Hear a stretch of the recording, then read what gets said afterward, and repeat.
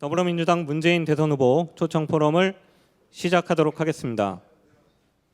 네, 지금 더불어민주당 문재인 대선 후보께서 입장하고 계십니다. 여러분 큰 박수로 환영을 부탁드리겠습니다.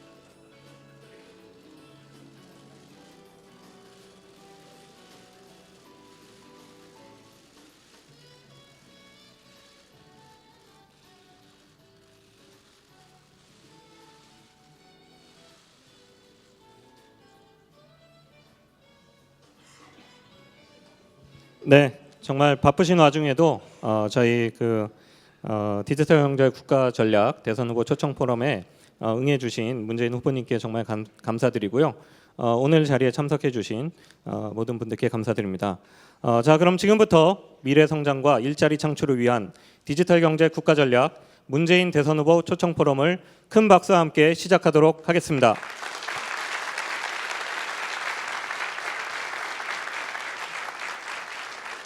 네, 저는 오늘 행사를 맡은 디지털 경제협의회 사무국장 최성진입니다. 반갑습니다.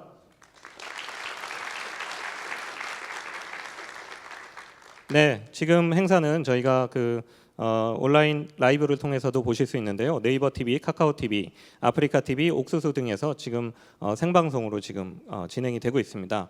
그리고 여러분들 궁금하신 것, 이 자리에 참석해 주신 분들 그리고 생방송에 참여하고 계신 분들은 digital-economy.simplov.com이라는 접속 주소가 지금 나가고 있습니다. 여기에 의견을 남겨주시면 잠시 후에 문재인 후보님과 또 질문 답변 함께 하는 시간도 갖도록 하겠습니다. 오늘 정말 많은 분들 참석해 주셨는데요. 시간이 조금 지체되긴 했지만 제가 빠른 속도로 소개시켜 좀 드리고 싶은 분들을 소개시켜 드리도록 하겠습니다. 먼저 국회 미래창조과학방송통신위원회에서 많은 의원님들이 와주셨는데요. 박헌근 의원님 참석해 주셨습니다. 네, 박수로 환영을 부탁드리겠습니다. 문미옥 의원님 참석해 주셨습니다.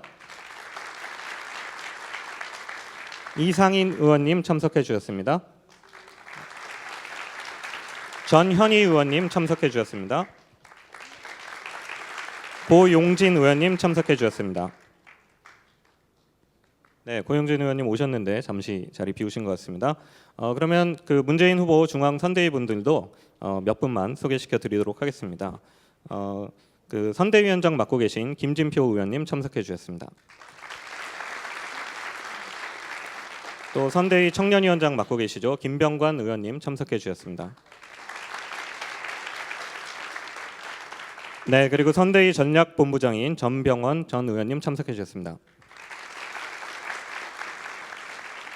네, 그리고 디지털 경제 전문가시죠. 유웅환 박사님 참석해 주셨습니다.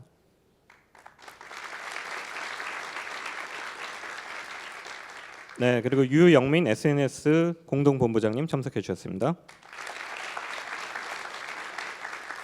네, 윤영찬 SNS 공동본부장님 참석해 주셨습니다. 캠프의 핵심 인사분들이 총출동하신 것 같은데요. 저희 행사 주관하는 디지털 경제협의회와 한국인터넷포럼 분들도 몇 분만 소개시켜 드리겠습니다. 한국 온라인 쇼핑협회 협회장을 맡고 계신 이베이 코리아 변광윤 대표님 참석해 주셨습니다. 한국인터넷기업협회 수석부회장 맡고 계시고요. 카카오 대표 맡고 계신 임지훈 대표님 참석해 주셨습니다.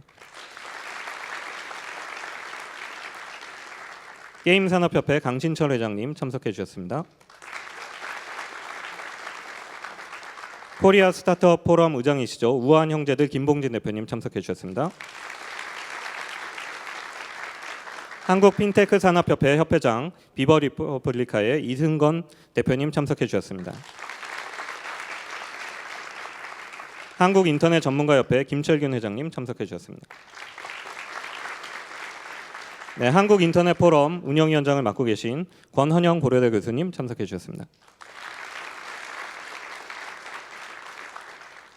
네, 뭐 다 소개시켜드리면 좋은데 저희가 빨리 주인공을 모셔야 될 것 같아서 그 소개시켜드리지 못한 분들은 제가 그 감사 인사를 따로 다 올리도록 하겠습니다. 그러면 지금부터 그 본격적으로 그 문재인 후보님과 여러 가지 말씀을 나눠보게 될 텐데요. 먼저 오늘의 주제가 미래 성장과 일자리 창출입니다. 그래서 디지털 경제 국가 전략이 필요하다는 이야기를 좀 저희가 드리고 싶은데요. 그래서 그 본 행사 주관하고 주관과 주최를 대표해서 디지털 경제 국가 전략의 필요성에 대해서 디지털 경제협의회 공동의장을 맡고 있는 김봉진 대표님을 모시고 제언을 한번 들어보고자 합니다. 여러분 김봉진 의장님을 큰 박수로 환영을 부탁드리겠습니다.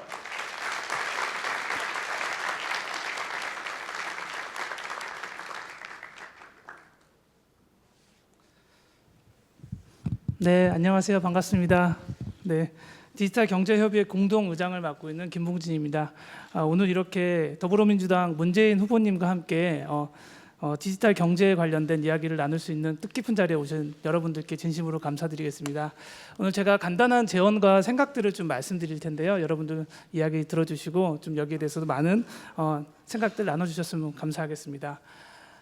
제가 95년도에 처음으로 집에 인터넷이 들어왔는데 그때는 PC 게임하고 PC 통신하고 이런 것들인 줄 알았어요. 그래서 장난감처럼 PC를 쓰고 그랬었는데 이게 세상을 이렇게 크게 바꿀지는 저는 상상도 못했습니다. 지금 저는 물건의 대부분을 인터넷을 통해서 사고 또 정보의 대부분을 인터넷을 통해서 접하고 있습니다.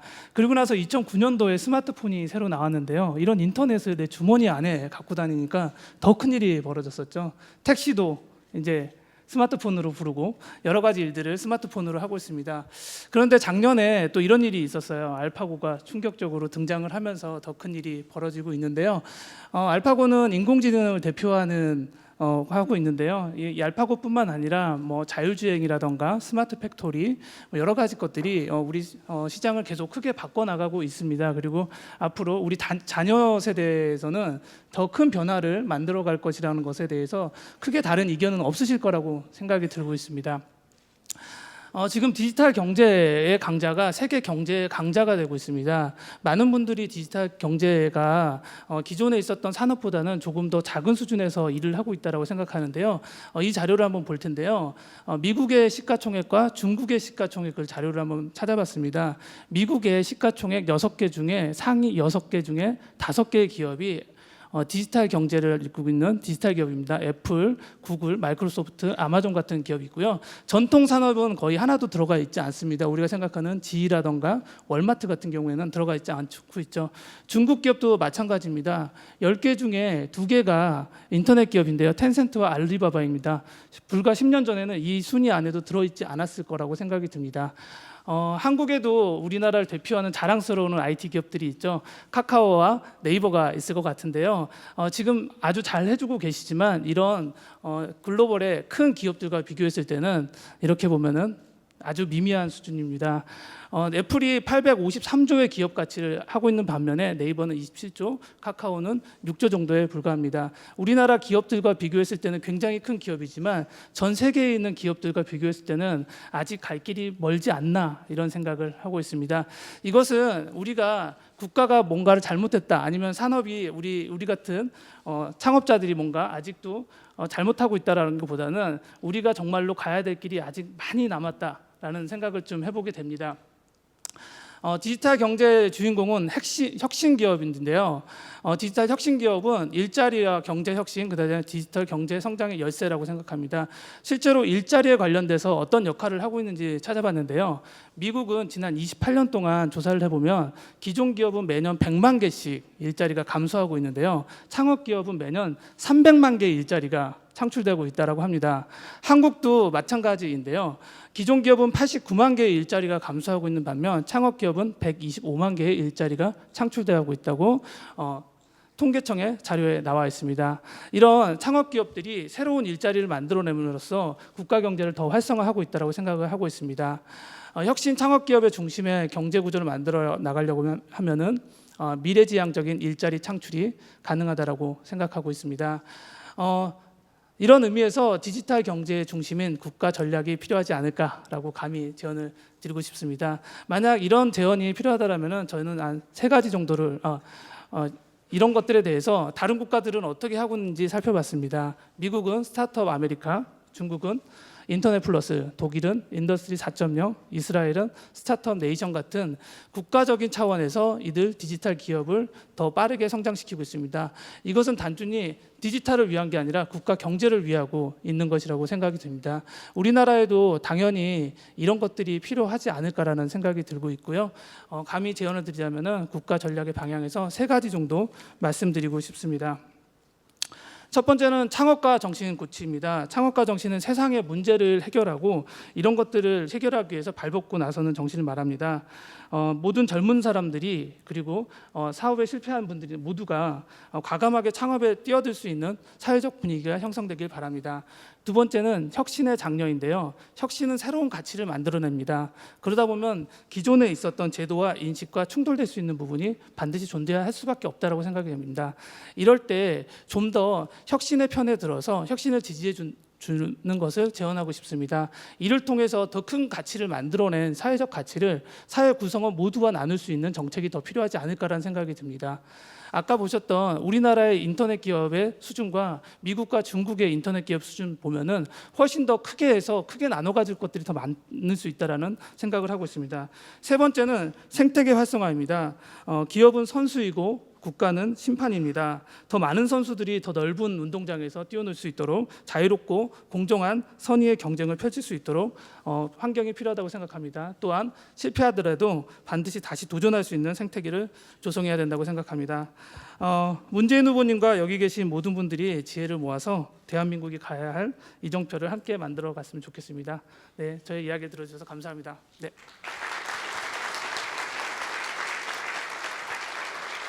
네, 김봉진 공동의장님, 네, 말씀 감사합니다. 정말 그 말씀을 들어보니까 우리나라의 디지털 경제, 일자리 창출, 미래 성장을 위해서는 올바른 국가 전략이 필요하지 않을까 합니다. 그에 대한 해답은 아마 이분이 주실 수 있지 않을까 싶은데요. 디지털 경제와 국가 전략, 또 미래 성장과 일자리 창출에 대해서 오늘의 주인공으로 저희가 그 초청을 드렸죠. 문재인 대선 후보님의 정경과 정책을 들어보는 시간을 갖도록 하겠습니다. 여러분 뜨거운 박수로 환영을 부탁드리겠습니다.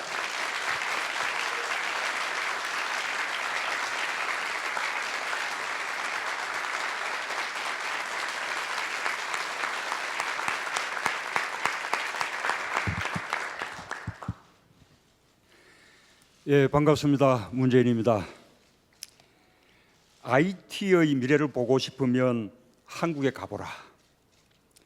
10년 전 세계 언론이 한국의 IT 기업 또 한국의 IT 열풍을 칭찬한 말입니다. 테헤란로 빌딩 숲은 밤늦게까지 불이 꺼지지 않았습니다. 열정을 가진 청년들이 벤처 창업에 나섰습니다. 청년 벤처 성공 신화가 한국 경제에 활력을 불어넣었습니다.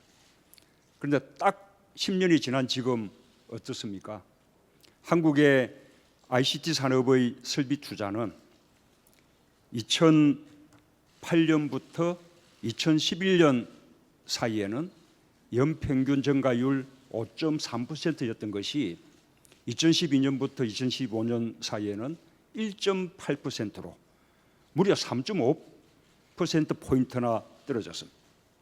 부가가치 증가율도 10.2%에서 4.3%로 5.9%포인트 하락했습니다. ICT 생산과 수출도 암울합니다.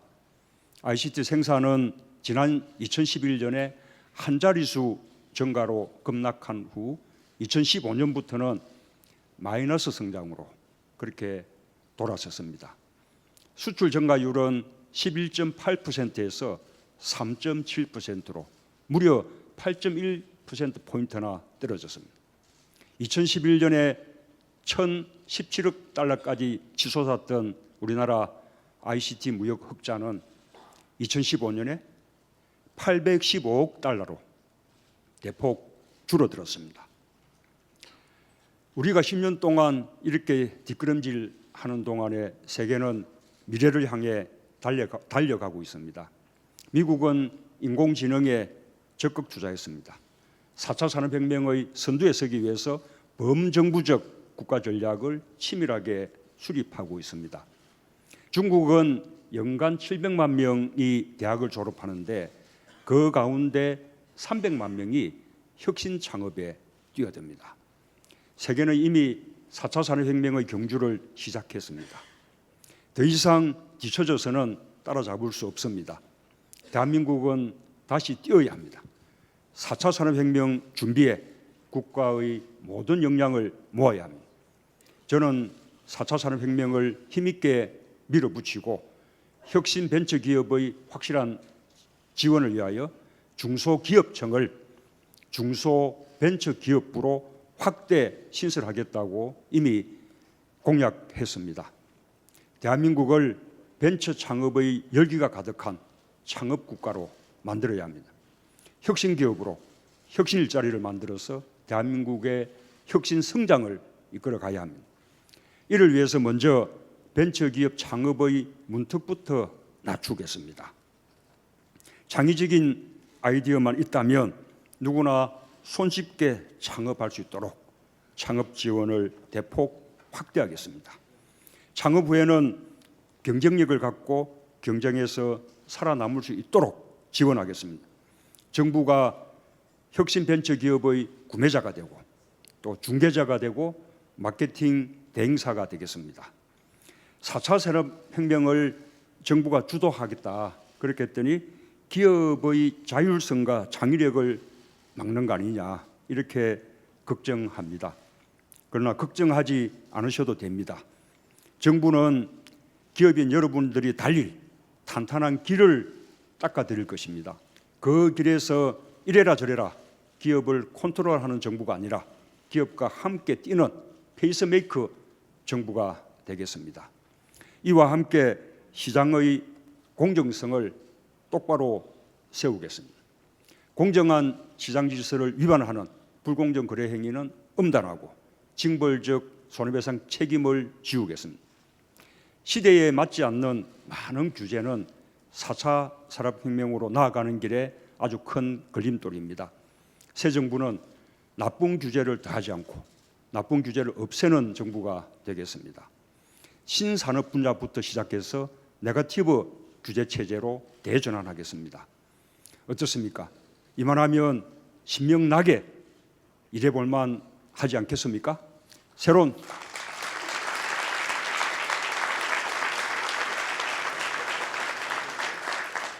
새로운 창업 국가를 위해 여러분과 함께 뛰어보고 싶습니다. 4차 산업혁명은 일자리의 보물 창고입니다. 한편에서는 4차 산업혁명으로 일자리가 많이 줄어들 것이라고 걱정하고 있습니다. 그러나 우수한 인적 자원을 보유한 우리 한국 경제는 제대로 준비만 한다면 4차 산업혁명을 통해서 새로운 일자리를 충분히 만들어낼 수 있습니다. 4차 산업혁명은 아시다시피 기술과 문화의 융복합입니다. 사람으로 치면 신경계와 통신망을 바탕으로 인류의 문명을 새롭게 바꾸는 일입니다. 저는 첫 번째로 4차 산업혁명의 바닥을 다지겠습니다. 5세대 이동통신 네트워크를 구축하겠습니다. 5세대 이동통신 네트워크 구축은 4차 산업혁명의 핵심 기반 사업입니다. 미래 산업 발전을 이끌 원동력입니다. 5세대 이동통신 네트워크를 구축하는 데 있어서 이동통신 3사의 개별 중복 투자를 방지하고 네트워크의 공익성을 강화하기 위해서 정부가 직접 투자하겠습니다. 4차 산업혁명을 국민이 손쉽게 누릴 수 있도록 국민 인터넷 접속권을 보장하겠습니다. 국민의 통신요금은 대폭 내리고 편리함은 올릴 것입니다. 공공에 대한 투자는 공공의 일자리로 이어집니다. 강을 파고 강물을 막는 토목공사가 아니라 국가의 혁신망을 만들고 혁신 일자리를 만들어내는 21세기 뉴딜이 될 것입니다. 그 기반 위에 수많은 파생산업이 만들어질 것입니다.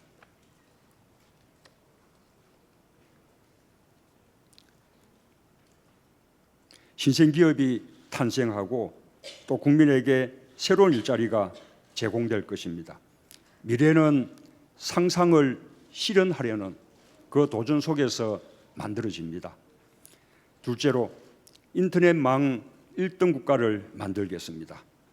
김대중 정부 시절 만든 초고속 인터넷망이 세계 최강 ICT 산업의 발전을 이끌었습니다.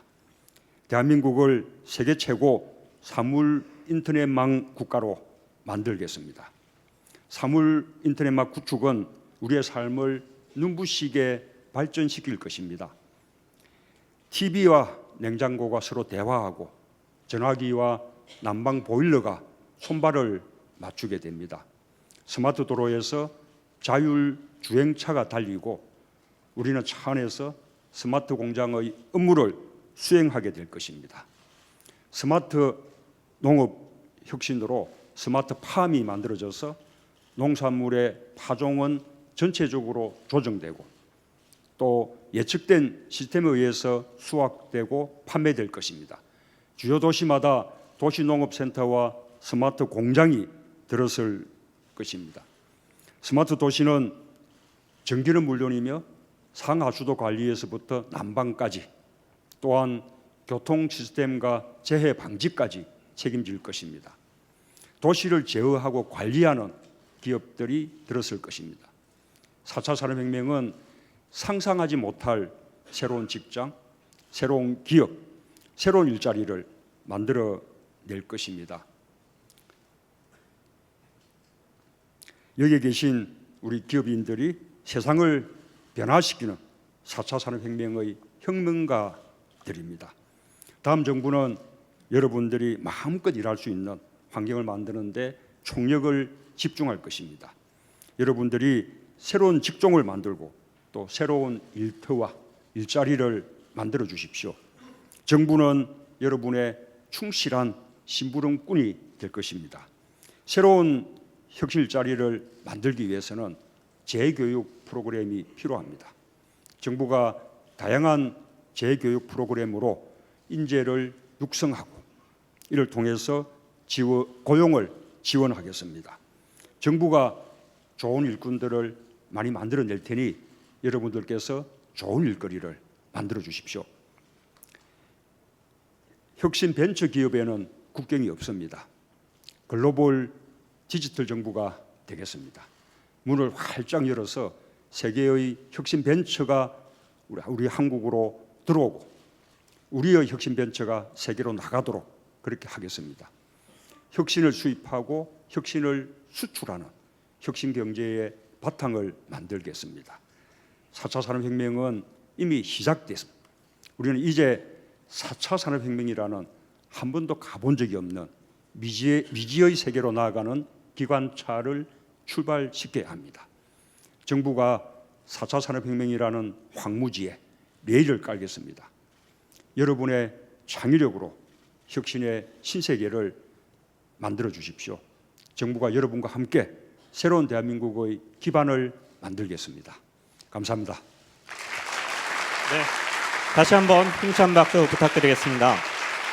네, 그러면 문재인 후보님 잠시 이쪽으로 모시겠습니다. 아직 들어가지 마시고요. 네, 오늘 정말 그 좋은 말씀 많이 해주셔서 어떤 그 혁신과 디지털 경제의 미래가 밝아지는 느낌이 드는데요. 그런데 이제 저희가 디지털 경제나 4차 산업혁명 하면 매우 먼 것으로 이제 인식이 되는데 뭐 사실은 저희 그 손안에 뭐 그런 것들이 다 와 있는데 혹시 그 문재인 후보님 그 스마트폰으로 어떤 스타트업들의 뭐 서비스라든지 이런 거 많이 사용을 해보셨는가요? 제대로 사용해보지 않았습니다. 네네네. 많이 사용을 해보셨을 것 같은데 그 사용을 해보지 않으셨다고 이렇게 겸손한 말씀하시니까요. 저희가 그 실력을 검증하는 자리를 잠깐 갖도록 하겠습니다. 저희가 그 스타트업이 개발한 좋은 스토리의 그 컨텐츠 게임이 있는데요. 뭐 짧은 시간이지만 저희가 그 문재인 후보님과 함께 시연해보는 시간을 갖도록 하겠습니다. 네, 지금 준비가 되어 있죠. 저희 조금만 앞으로 가서 하도록 하겠습니다. 스마트폰으로 해주시면 되고요. 네. 예. 네네네. 게임 하시려면 또 이렇게 복장이 양복보다는 네.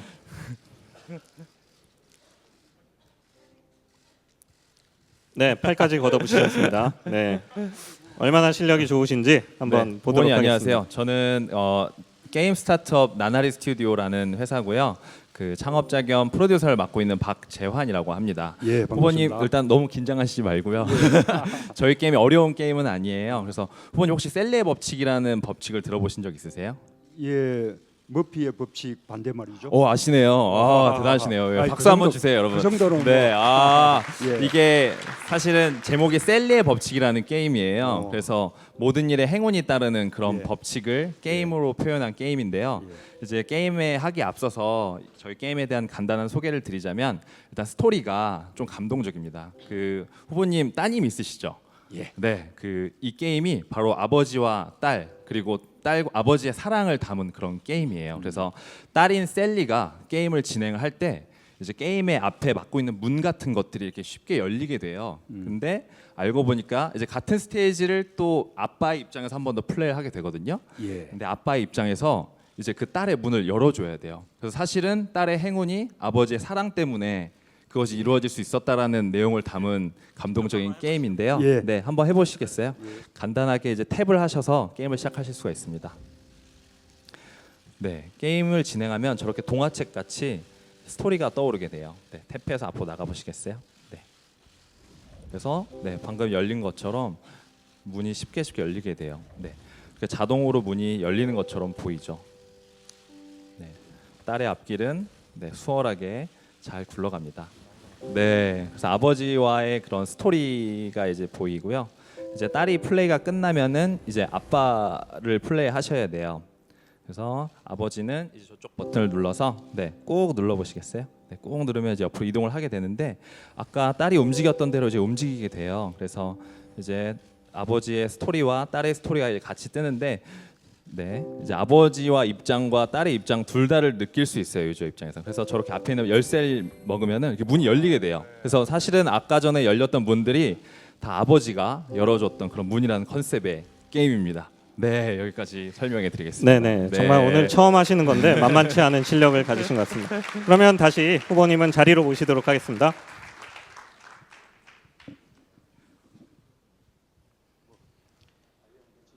네. 뭐 게임 하시느라고 고생하셨는데 팔까지 걷어붙이시고 감사드립니다.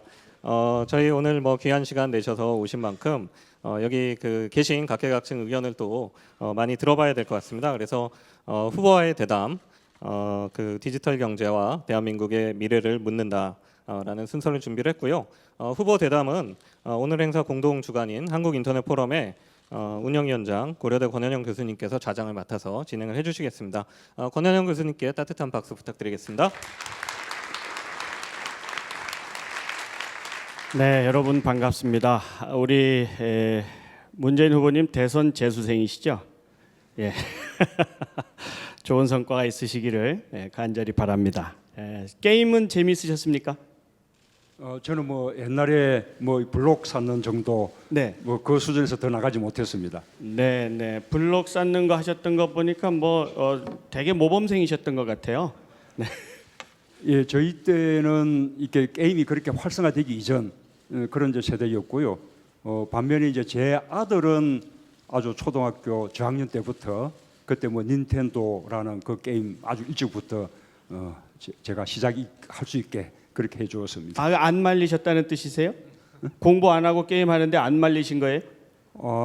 그래서 자꾸 이제 게임을 이렇게 좀 마약처럼 그렇게 이제 보는 인식이 있는데요. 실제로 저도 아들이 게임에 너무 빠져서 좀 공부를 제대로 하지 않는다고 걱정을 했었는데 그런데 결국은 아들이 영상 디자인, 지금 프로그램 디자인을 하게 아, 됐어요. 네. 그래서 아마 어릴 때부터 그 게임을 했던 그게 지금의 이제 뭐 일로 이어진 것 같아서 저는 이 게임에 대해서 좀 더 긍정적으로 네. 저는 바라볼 필요가 있다. 그렇게 저도 생각합니다. 야, 네, 네, 네, 네. 아, 저도 대학에서 법학을 전공한 사람이지만 굉장히 혁신적인 집안이십니다. 변호사 아버지가 게임하는 아들을 말리지 않은 거 굉장히 정말 뭔가 생각하게 하는 그런 지점인 것 같습니다. 오늘 게임하시느라고 고생하셨고 좋은 말씀도 감사한데요. 저희가 좋은 정책들 문재인 후보님께서 여러분들에게 내어놓는 ICT 분야의 혁신적인 정책들에서 상당히 감동을 하면서 이런 것들은 우리가 조금 더 현장의 목소리 들으러 오셨으니까 예, 그렇습니다. 네, 현장의 목소리를 조금 더 보태드리려고 준비를 했습니다. 그래서 먼저 이 ICT 분야의 혁신 기업가들이 어떤 활동을 하고 혁신적인 서비스를 활용하는 국민들은 어떤 서비스를 즐기고 있고 앞으로 또 어떻게 나아가야 될지에 대한 내용들을 오늘 대담의 주요 중심 주제로 잡았는데요. 첫 번째로 게임 분야의 이야기를 좀 들어보면 좋겠습니다. 우리 대표님께서 후보님께서 이미 혁신적인 게임 정책에 대해서 말씀해 주셨는데 좀 전에 그 말씀해 주셨던 나나리 스튜디오의 박민재 대표님 추가적으로 의견 좀 전달해 주시기 바랍니다. 네, 안녕하세요. 안녕하세요, 대표님. 지금 방금 플레이한 셀리의 법칙을 만든 나나리스트의 대표 박민재라고 합니다. 반갑습니다. 예, 저희 잠깐 저 피디님이 자랑을 안 했는데 이 게임이 작년 구글 인디 게임 페스티벌에서 탑 3에 든 그런 게임이에요. 그래가지고 약간 조금 게임이 기존에 막 폭력적이거나 그런 게 아니라 이런 새로운 시도를 해서 새로운 문화 콘텐츠 산업이 될 수 있다는 걸 조금 말씀드리고 싶고요. 그러네요. 게임에 네. 조금 감동이 담겨있어서요. 네, 네. 예. 다음에 한번 꼭 끝까지 플레이 시간이 없으시겠지만 해주셨으면 진짜 감사드리겠습니다.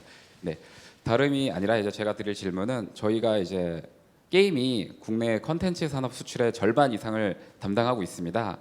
그런데 이제 최근에 사회의 그 안 좋은 인식이라든지 그리고 정부의 다양한 규제로 인해서 산업이 많이 위축되고 있는 것 같아요.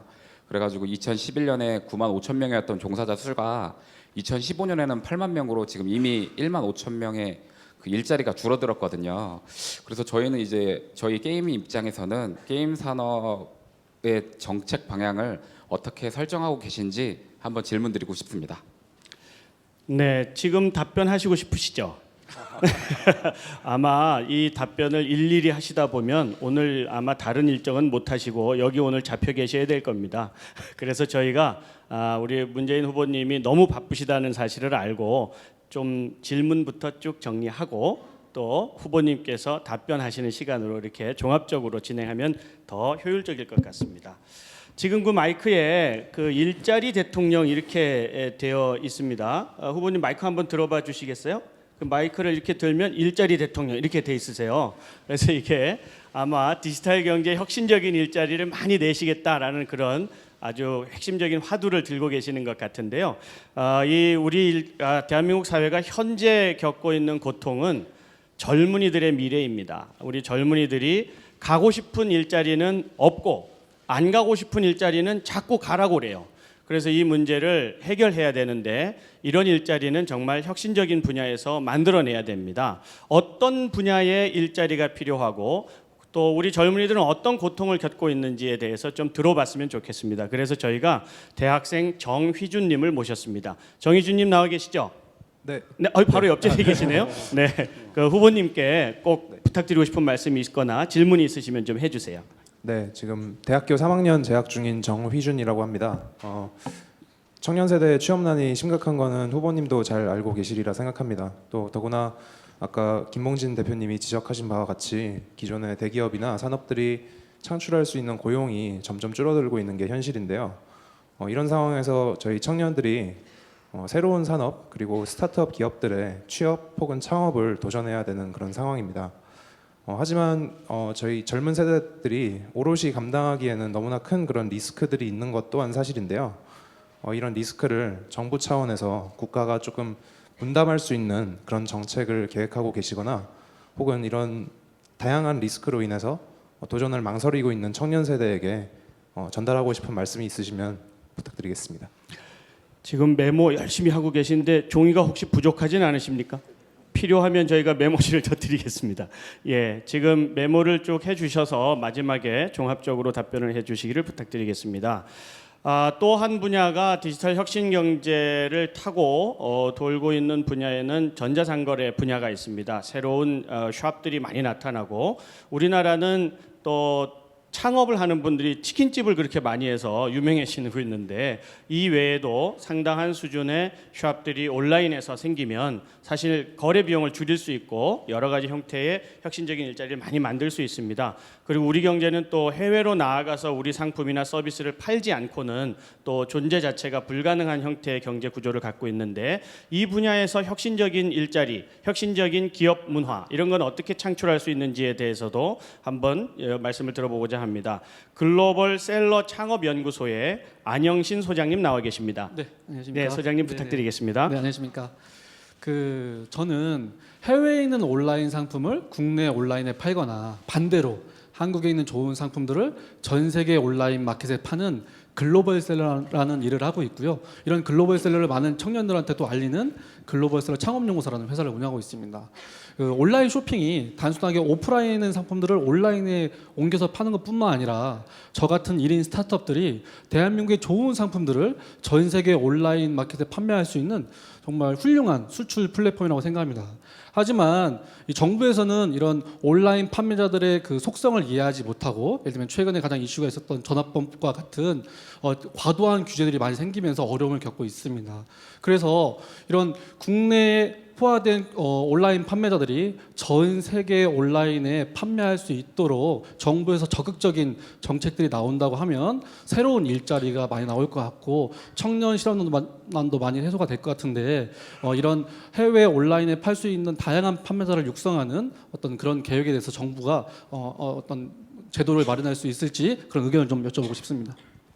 네, 고맙습니다. 다음은 핀테크에 대해서 우리가 잘 많이 들어보셨을 텐데 핀테크 분야는 더 혁신적인 창업 기업들이 활동할 수 있는 기술 공간이 됩니다. 이 혁신 공간에 대한 의견을 비바 리퍼블리카의 이승건 대표님으로부터 청해 듣도록 하겠습니다. 부탁드리겠습니다. 네, 저는 3년 전에 그 계좌번호가 없어도 휴대폰 번호만으로 아주 간편하게 송금할 수 있는 공인인증서 보안카드 없이도 간편하게 송금할 수 있는 서비스를 창업을 했습니다. 3년 전만 하더라도 이 서비스는 사실은 실제로 시장에서 작동하기는 좀 규제 문제가 많이 있어서 어려움을 겪었는데요. 아주 오랜 노력 끝에 규제 문제를 해결하게 됐고 그래서 지금은 700만 명이 사용하고 누적 거래액이 4조가 넘는 20, 30대는 사실 필수로 써야 하는 앱으로 성장을 했습니다. 그리고 이제 해외로부터는 누적으로 7천만 달러가 넘는 뭐 후보님께서도 잘 아시는 페이팔이라고 하는 글로벌 결제 회사로부터도 아주 큰 규모의 이런 투자를 유치할 수 있게 됐습니다. 그래서 사실은 지금 몇 년 동안 계속 이제 사무실을 넓히면서 늘어나는 직원 수를 감당해야 되는 그 정도로 이제 좋은 일자리를 만들어 나가고 있게 됐는데요. 핀테크는 잘 아시다시피 금융과 기술이 합쳐져 있는 굉장히 유망한 국가 기관 산업으로 성장할 수 있는 산업입니다. 근데 지금 들으신 것처럼 규제 환경이 정책 위반자의 의견이 어떻게 반영돼서 규제 환경이 어떻게 정비되느냐에 따라 아주 큰 산업이 될 수도 있고 사실은 그렇게 크게 산업을 일으키기 어려운 산업이 될 수도 있습니다. 그래서 이렇게 금융 분야에서 핀테크 산업을 일으키기 위해서 어떠한 방식으로 규제를 정비하고 싶으신지 그 의견을 좀 듣고 싶습니다. 감사합니다. 예. 그러니까 대표님은 매우 성공적인 기업가시군요, 지금은. 아직 갈 길이 멉니다. 아직 돈은 안 됐고 돈이 될 가능성이 높다는 뜻인가요? 뭐 그렇게 말할 수 있을 것 같습니다. 혁신적인 기업들이 전통 분야에서도 충분히 활동할 수 있다는 점을 보여주는 사례인 것 같습니다. 저희가 분야별로 많은 이야기를 듣고 또 오늘 어렵게 시간 내주신 대표님께 이런저런 질문을 많이 드리고 싶었습니다. 그 중에 여러분들의 의견을 다 듣고 나서 정부의 역할에 관하여 여쭈려고 했더니 정부가 어떤 거버넌스를 가지고 이런 디지털 혁신을 추진할 것인가에 대해서 의문점을 가진 분들이 굉장히 많았습니다. 그래서 아마 오늘 후보님께서 발표해 주신 대표적인 정책이 중소 창업 벤처기업부 중소벤처기업부를 만드시는데 중소벤처기업부만 가지고 디지털 경제를 다 이끌어 나갈 수 있는지에 대한 의문은 존재하는 것 같습니다. 그래서 디지털 경제가 혁신적인 경제와 사회 혁신을 주도하는 이런 가치를 가지고 있는데 이 가치를 어떻게 구현할 것인지에 대한 문제를 정부 조직과 또 후보님께서 직접 대통령이 되시면 어떻게 관장하고 지속적으로 여기에 힘을 싣고 이끌어 나갈 것인지에 대한 것을 조금 더 구체적으로 설명해 주신다면 현재까지 좋은 가치에 대한 의견이 정말 믿을 수 있는 방식으로 이 유권자들에게 다가갈 수 있으리라고 생각이 됩니다. 자, 이 외에도 상당히 많은 의견들이 디지털 경제와 또 혁신적인 미래를 위해서 준비되고 있는데 이 부분에 대한 의견도 아마 인터넷기업협회의 최성진 사무국장님께서 수렴한 결과 갖고 계시죠? 네, 그 부탁 좀 드리겠습니다. 네, 그 산업 공통의 질문만 짧게 하나 드리겠습니다. 사실 지금 저희가 AI, 자율주행, 또 빅데이터 이런 이야기들 많이 하고 있는데요. 앞으로 혁신이 어느 방향에서 또 어느 서비스에서 일어날지는 사실은 예측하기 어렵습니다. 그런데 혁신이 일어나는 그 혁신 서비스가 등장하면 우리 사회에서는 기존 제도하고 충돌하거나 아니면 제도 자체가 없어서 아예 출발을 못하고 발목이 붙잡혀서 짧게는 수개월, 길게는 수년까지도 지나가는 경우가 많은데요. 지금 글로벌 경쟁 환경에서 출발이 늦어진다는 건 그만큼 뒤처진다는 이야기밖에 안 되고 또 그 제도를 개선을 하더라도 어느 정부의 어느 부처가 담당하는지 또 분명치 않고 또 기존의 방송 규제, 통신 규제는 허가제 기반으로 또 규제가 이루어지고 있어서 이런 복잡한 문제들이 많습니다. 그래서 결국은 해결이 되더라도 출발이 늦어지는데요. 이것을 해결할 수 있는 어떤 스마트한 솔루션, 원스톱 솔루션이 없을지 이게 모든 산업 영역에서 좀 가장 궁금해하는 게 아닐까 합니다. 네, 감사합니다. 후보님 머리 아프시죠? 생각보다 만만치 않은 질문들이 많습니다. 그래서 조금 더 고민할 시간을 드릴 텐데요. 이런 혁신적인 의견에 대한 것은 사실은 그동안의 대통령들께서는 있는 가치를 조정하고 갈등을 잘 화합시키면 되는 일이었습니다. 그러나 앞으로의 혁신의 문제는 있는 가치와 있어야 할 가치 간의 경쟁입니다. 있어야 할 가치를 찾아내는 능력이 미래의 지도자의 아주 중요한 덕목이라고 할 수 있는데요. 이런 분야에 대해서 아마 이미 문재인 후보 중앙선대위에도 전문가들을 많이 포진시켜 놓은 것으로 알고 있습니다. 이 전문가 의견 한번 들어보겠습니다. 유웅환 박사님. 네, 의견 좀 네. 부탁드리겠습니다. 제가 중요한 말 빼먹을까 봐 적어왔습니다. 다들 자연스럽게 말씀하셨는데 저는 읽겠습니다. 제4차 산업혁명은 혁신적인 기술을 바탕으로 급진적인 생산성 증대를 가능하게 하는 강물이고 기존의 낡고 정체된 기업 문화와 정부 정책으로는 이 흐름을 따라잡을 수 없습니다. 기업은 서로 밟고 일어서는 적대적인 인식을 버리고 원천 기술 확보를 위해 경쟁함으로써 함께 진보하는 코피티터의 관계로 거듭나야 합니다. 정부는 기업의 창의력을 가로막는 특혜를 철폐하고 급격한 변화의 과정에서 소외되는 사람들이 없도록 국민 기본권을 보장하는 방향을 취해야 합니다. 공정한 기회를 제공하는 플랫폼이 되어야 합니다. 무엇보다 사람이 스스로의 가치를 느낄 수 있는 건강한 일자리 문화가 동반돼야 새로운 물길은 만들어질 수 있습니다. 강물은 순환해야 썩지 않습니다. 정부와 기업, 사람이 유기적으로 매끄럽게 연결되어야 제4차 산업혁명의 과실이 온전히 국민들에게 돌아갈 수 있습니다. 촛불혁명에서 보았듯 우리는 준비되어 있습니다. 이제 국가를 운영하는 리더가 준비되어 있어야 합니다. 준비된 사람이 누구입니까?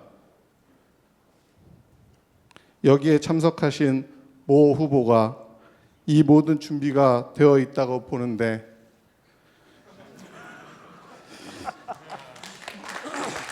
네. 이에 동의하시면 여러분들 박수 한 번만 더 쳐주십시오.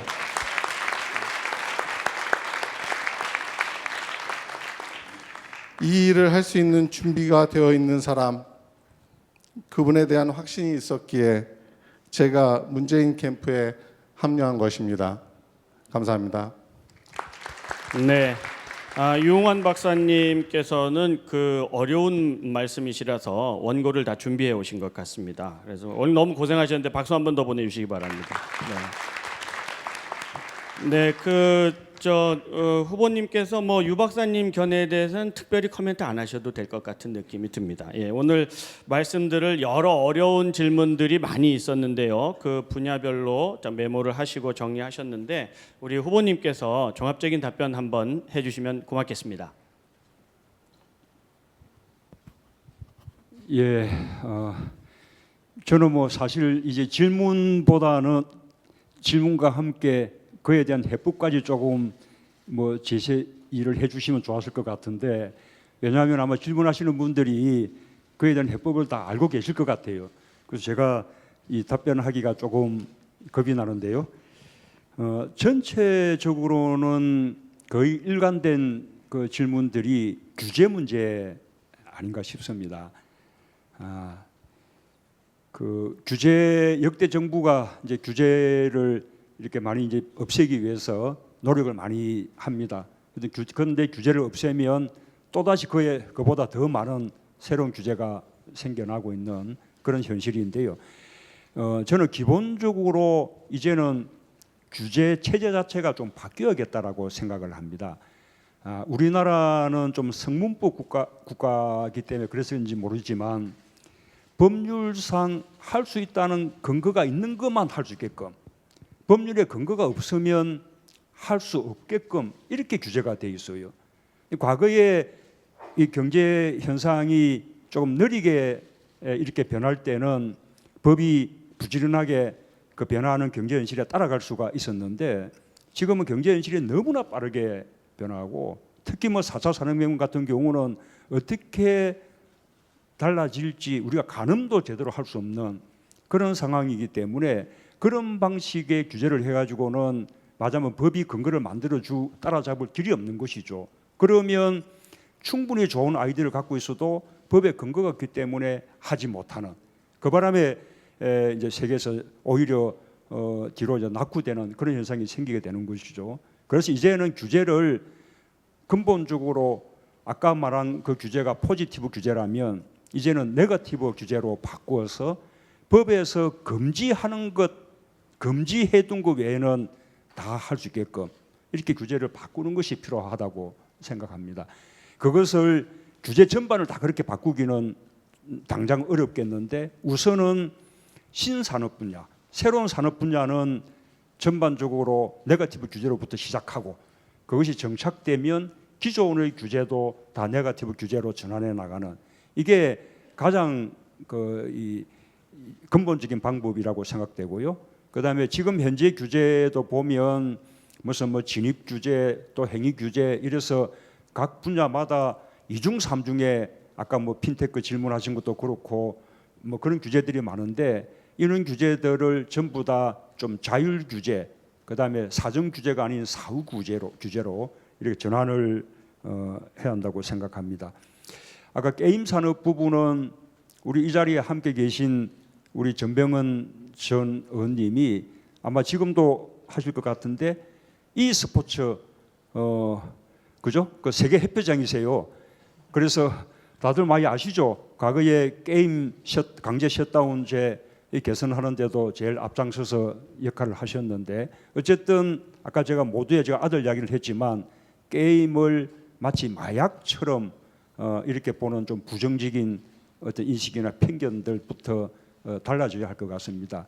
우리가 게임 그 산업도 그렇고, 그다음에 또 아까 e스포츠도 그렇고 세계에서 최강국이었는데, 이런저런 부정적인 인식 속에 규제가 막 생기다 보니 이제는 중국에 까마득하게 추월당하고 지금은 이제는 뭐 우리가 자부할 수 없는 그런 상황이 됐지 않습니까? 그러나 우리는 충분한 잠재력이 있다고 생각합니다.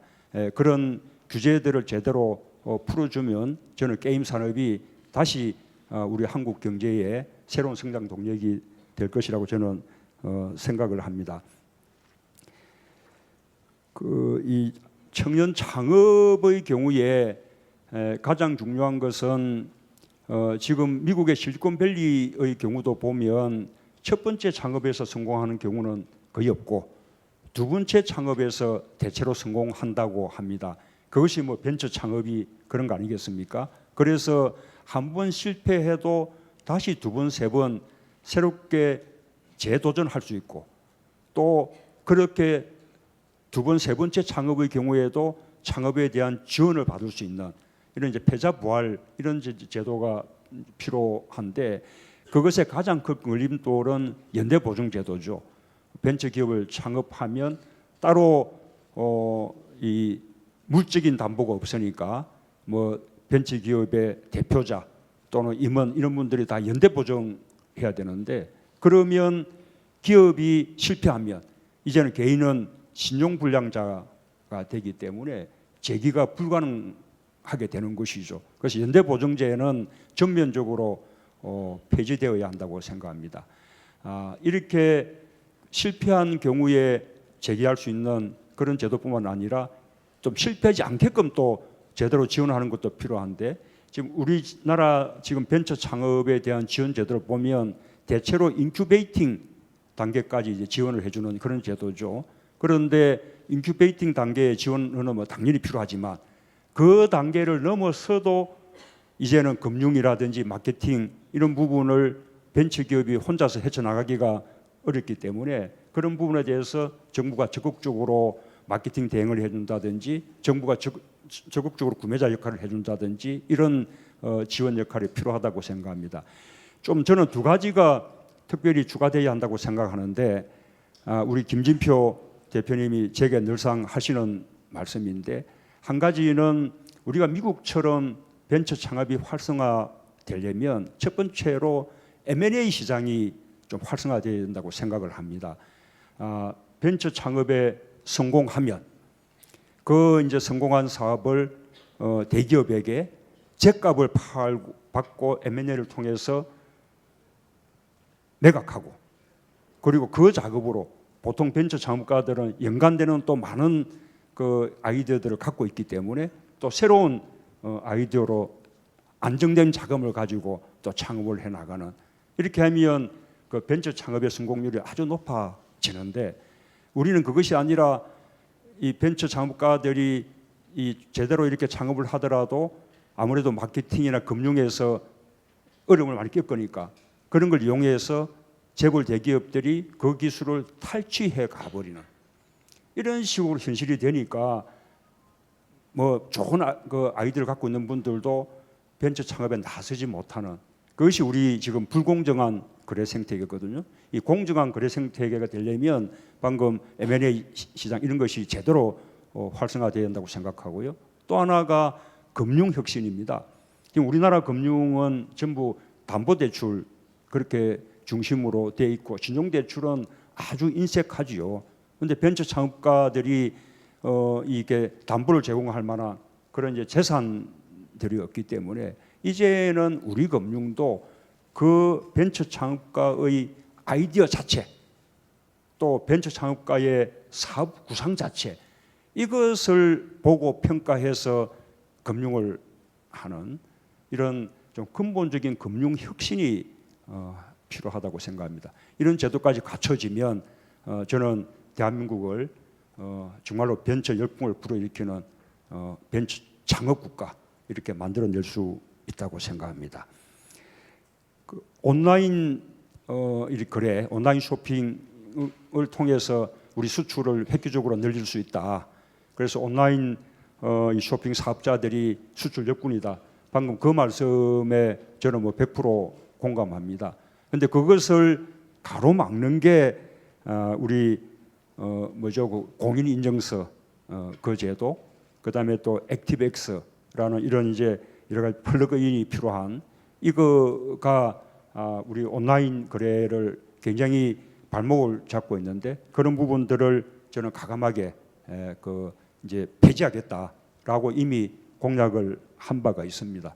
또 그러기 위해서 우선 정부가 보유하고 있는 그런 사이트부터 그런 플러그인 필요 없이 어떤 인터넷 브라우저를 사용하더라도 똑같은 인터넷 콘텐츠에 접속할 수 있는 이런 이제 웹 표준을 좀 제대로 만들어야 할 것 같습니다. 뿐만 아니라 이미 지금 방향에 대해서는 그렇게 하기로 합의가 됐는데 아직 진척을 제대로 못 하고 있는 게 한중일 디지털 싱글 마켓이라는 게 사실 한중일 정부 간의 방향에 대해서는 합의가 됐는데 그 실천적인 노력은 아직도 부족합니다. 그래서 다음 정부에서는 이 부분을 제대로 매듭지어서 적어도 한중일 삼국 간에는 이런 온라인 그 시장이 아주 자유로워지고 활성화되도록 그렇게 만들어 보겠습니다. 아까 핀테크는 주제로 설명을 드린 셈이고요. 그 아까 이제 가버넌스 정부 부처 간에 뭐 이렇게 많이 이제 분산돼 있고 또 갈라져 있으면서 서로 협업이 되지 않는 그런 이제 부분에 대한 가버넌스 말씀하셨는데 저는 우선은 이 벤처 창업에 대해서 지원하는 주관 부서로서는 중소벤처기업부 그렇게 기존의 중소기업청을 승격하면서 확대시키겠다라는 공약을 했고요. 그 다음에 대통령 직속 4차 산업혁명위원회 이것이 필요하다고 생각합니다. 이 4차 산업혁명위원회는 또 뭐 4차 산업혁명을 관주도로 하겠다는 것이 아니라 기본적으로 4차 산업혁명으로 가려면 기본 인프라들이 필요하죠. 정부가 인프라는 구축해주고 민간 기업이 그것을 자유롭게 이용할 수 있는 이것이 돼야 4차 산업혁명이 활성화될 수 있다고 생각합니다. 뿐만 아니라 거기에 필요한 아까 말씀드린 규제를 전면적으로 이렇게 대준환하고 또 나쁜 규제를 빨리빨리 철폐하는 이런 노력들 해야 되는데 그런 부분도 국가가 해야 될 역할이고 또 하나는 그런 4차 산업혁명에 적합한 인재로 창의적이고 개성 있는 인재를 이렇게 길러내는 그런 교육 혁신도 필요한데 그에 대한 그것도 정부가 주도해서 해야 되고 또 하나는 우리가 4차 산업혁명을 통해서 지금 기존의 일자리 그 뭐 굉장히 많이 없어질 것이라고 그것도 빠른 시일 내에 그렇게 지금 다 예상하지 않습니까? 그러나 이제 또 새로운 일자리가 분명히 생겨날 텐데 새로운 일자리는 어떻게 생겨날지를 우리가 제대로 예측하기 어려운 이런 상황입니다. 그런데 전체적으로 일자리가 준다라는 것은 저는 기우라고 생각합니다. 왜냐하면 과거에 많은 그 산업혁명 때도 기계가 사람 일을 뺏는다 이래가지고 뭐 러다이치 운동, 기계 파괴 운동도 있고 했지만 다 지나고 보면 결국은 훨씬 더 많은 일자리가 생겨나고 우리 인류의 삶을 훨씬 더 풍성하게 만들어 주었거든요.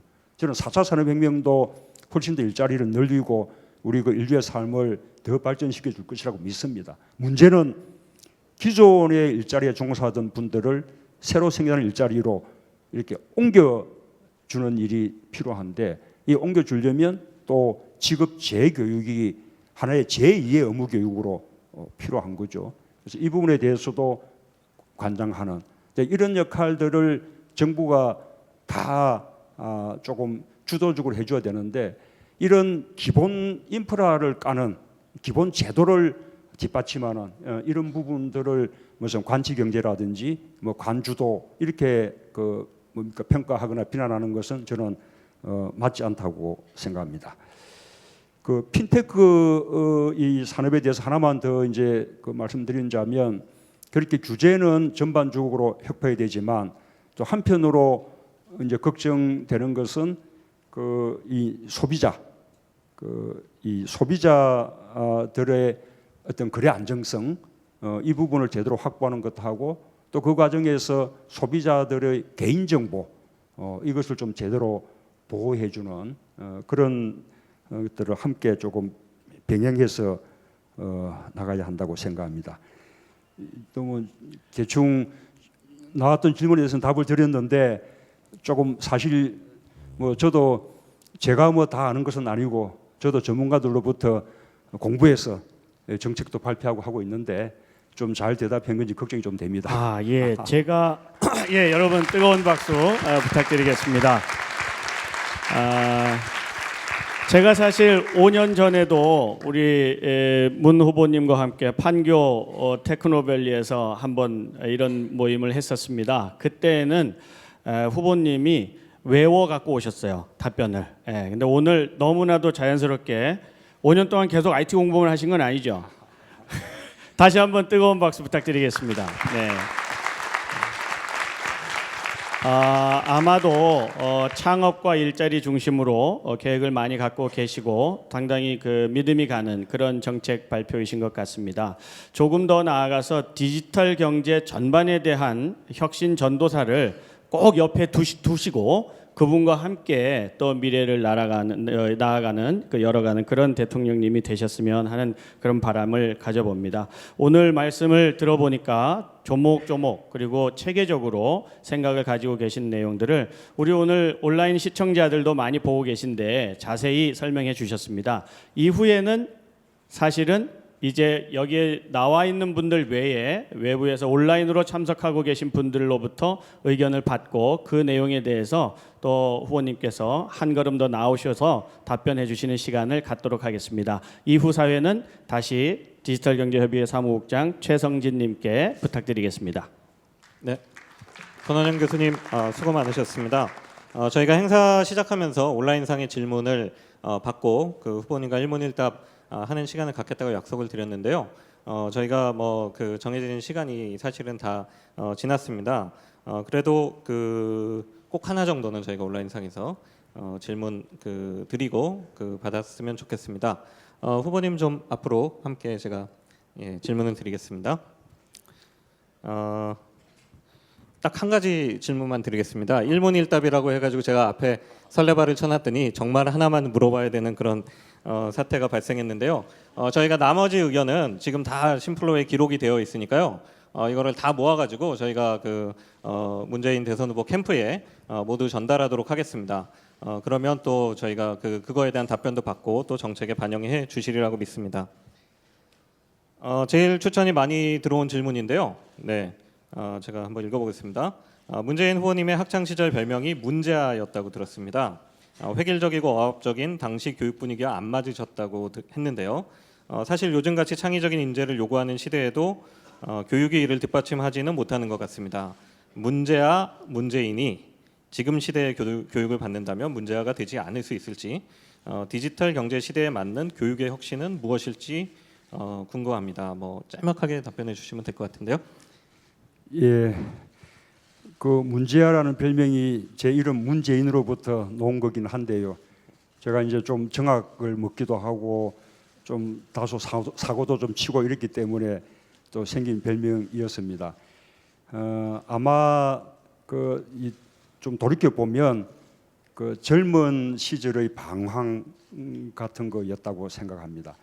그런데 그 방황이 저는 뭐 그 때문에 뭐 공부를 더 하지 못했지만 그러나 제 사고를 굉장히 넓혀 주었다고 생각해요. 그래서 젊은 시절에 어떤 방황, 일탈 또는 실수 이런 것에 대해서 우리 사회가 조금 더 관대한 그런 사회에 좀 참을성 있게 이렇게 지켜봐주는 그런 사회가 됐으면 좋겠다 생각이 되고요. 특히 4차 산업혁명 시절에는 획일적인 암기식 그런 교육보다는 결국은 아주 창의성 있고 개성 있는 또 상상력이 풍부한 질문을 많이 하는 이런 인재들을 키워내야 한다고 생각합니다. 그러기 위해서 저는 학교를 전부 우리 김상곤 교육감님이 경기도에서 많이 실험해서 성공을 시켰던 혁신학교로 전체적으로 전환할 필요가 있다고 생각합니다. 그것을 통해서 4차 산업혁명에 적합한 그런 인재를 키워내겠습니다. 네, 감사합니다. 박수 한번 부탁드리겠습니다. 네, 지금 저기 보시다시피 여러 가지 의견들이 많은데요. 이것들은 저희가 다 모아가지고 그 캠프에 전달을 해드리도록 하겠습니다. 오늘 뭐 사실 그 마음 같아서는 그 문재인 대선 후보님 모시고 밤새라도 이렇게 저희 행사를 진행하고 싶은데 또 다음 일정도 있으시고 해서 이제는 좀 보내드려야 할 것 같습니다. 오늘 저희가 미래 성장과 일자리 창출을 위한 디지털 경제 국가 전략 문재인 대선 후보 초청 포럼을 진행을 했는데요. 오늘 이 자리가 끝이 아니고 이후에 저희가 여러 정책적 과정을 통해서 좋은 정책과 공약으로 반영될 수 있도록 저희도 노력을 하도록 하겠습니다.